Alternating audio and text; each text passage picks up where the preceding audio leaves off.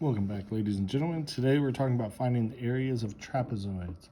This is one of the basic shapes that we have, and not the building blocks, but shapes we have that we kind of use to determine everything. And the formula that we're going to be looking for is the area of a trapezoid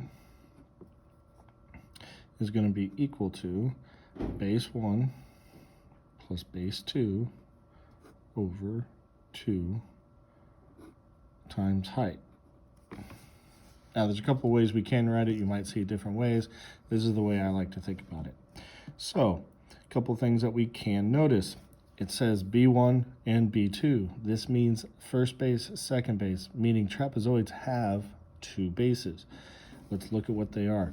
So two lines that are parallel, so this line is parallel to this line, are considered the bases on any given shape.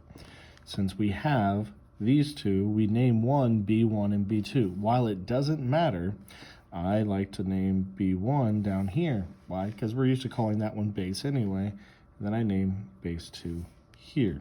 What that means is the height is the line that bisects,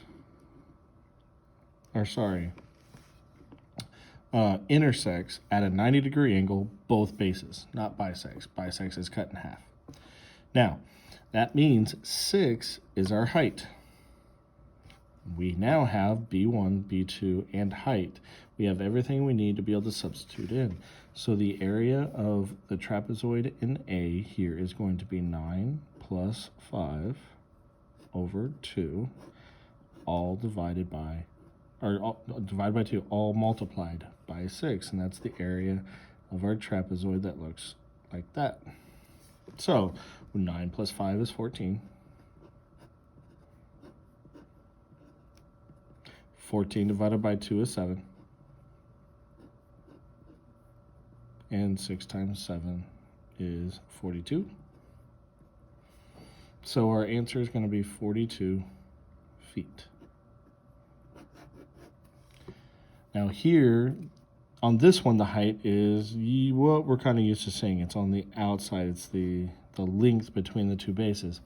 Over here, we have an example where the height is a little bit hidden unless you know what you're looking for.